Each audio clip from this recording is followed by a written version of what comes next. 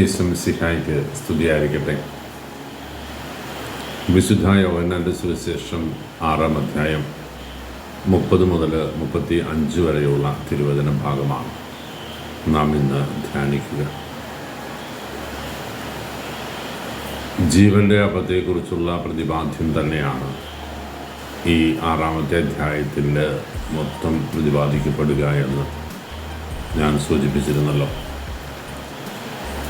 ഇന്ന് നാം വായിച്ചു കേട്ട സുവിശേഷ ഭാഗത്ത് ഈശോയുടെ വചനം കേൾക്കാൻ, അവിടുത്തെ പ്രബോധനങ്ങൾ സ്വീകരിക്കാനായിട്ട് അവൻ്റെ അടുക്കലെത്തുന്ന ദൈവജനം അവനോട് ചോദിക്കുന്നൊരു ചോദ്യമുണ്ട്.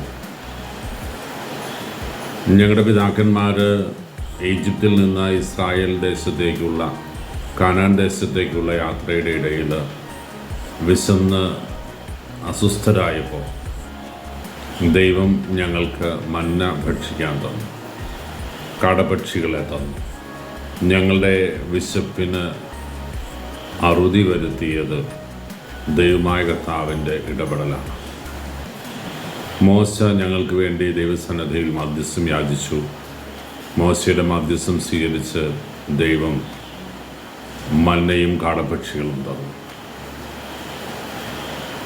ഈ മോശയെ ഹൈലൈറ്റ് ചെയ്യുന്ന ഒരു പ്രസ്താവന ആ ജനം ഉയർത്തിയപ്പോൾ ഈശോ അതിൻ്റെ നിജസ്ഥിതി അവരെ ബോധ്യപ്പെടുത്തി കൊടുക്കുക. മോശയല്ല, എൻ്റെ സ്വർഗസ്ഥനായ പിതാവാണ് നിങ്ങൾക്ക് സ്വർഗത്തിൽ നിന്ന് അപ്പം തന്നത്.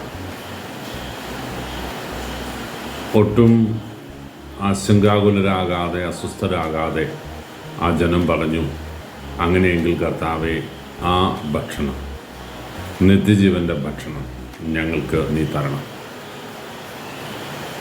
ഈശോ പറഞ്ഞു, ഞാനാണ് ജീവൻ്റെ അപ്പം, എന്നെ ഭക്ഷിക്കുന്നവർ എന്നേക്കും ജീവിക്കും.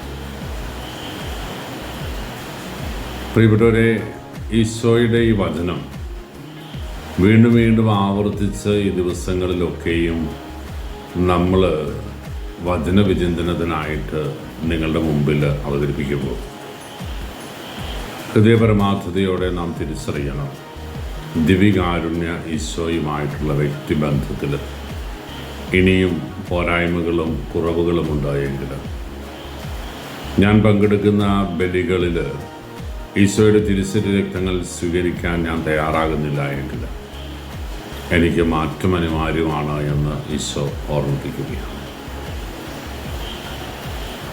ഒരു ബലിയിൽ പങ്കെടുത്ത് വിശുദ്ധ കുർബാന സ്വീകരിക്കാതെ ഞാൻ മടങ്ങുന്നുണ്ട് എങ്കിൽ ഞാൻ തിരിച്ചറിയണം, അന്നത്തെ ബലി എന്നെ സംബന്ധിച്ച് അർത്ഥശൂന്യമാണ്. എൻ്റെ തമ്പുരാൻ എനിക്ക് വേണ്ടി ഒരുക്കുന്ന വിരുന്നിൽ ഞാൻ ഭാഗവാക്കാകുമ്പോൾ ദൈവം എന്നിൽ നിന്ന് പ്രതീക്ഷിക്കുന്നത് അവൻ എനിക്കായി മുറിച്ച് നൽകുന്ന അവൻ്റെ ശരീരവും രക്തവും അപ്പവും വീഞ്ഞുമായി നാം സ്വീകരിക്കാനുള്ള ഒരു നിയോഗം നമ്മളെ അവിടെ നിന്ന് ഫലമേൽപ്പിക്കുന്നുണ്ട്. വിവാഹ വിരുന്നിന് ക്ഷണിക്കപ്പെട്ടവരെ എല്ലാം വിളിക്കാൻ രണ്ടാമതൊരിക്കൽ കൂടി ഭൃത്യന്മാരെ അയക്കുന്ന യജമാൻ, അവർ പലരും വരാൻ മടിച്ചപ്പോൾ തെരുവിലും പാതയോരങ്ങളിലും ഊടുവഴികളിലുമൊക്കെ ചെന്ന് അവിടെ കാണുന്നവരെല്ലാം വിവാഹ വിരുന്നിന് കൂട്ടിക്കൊണ്ടുവരണമെന്ന് പറഞ്ഞ് അയക്കുന്നുണ്ട്. താനിരിക്കേണ്ട സ്ഥലത്ത് താനിരുന്നില്ലെങ്കിൽ അവിടെ ആരിരിക്കുമെന്നൊക്കെ നമ്മൾ കഥകളിലൂടെ, മഹത്വചനങ്ങളിലൂടെ, മുത്തശ്ശി കഥകളിലൂടെയൊക്കെ കേട്ടിട്ടുണ്ട്.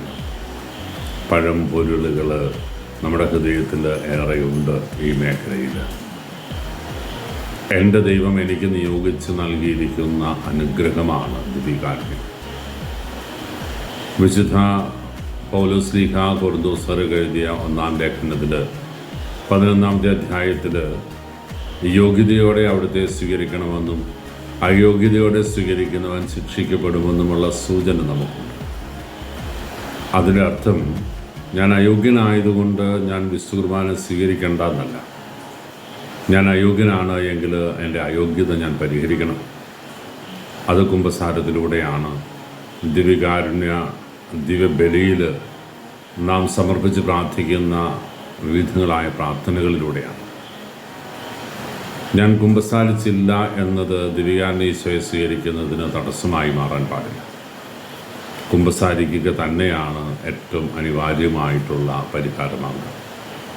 അതുകൊണ്ട് നമ്മുടെ ഇടവകയിലെ കുമ്പസാരക്കൂടുകളെ സ്നേഹിക്കാം.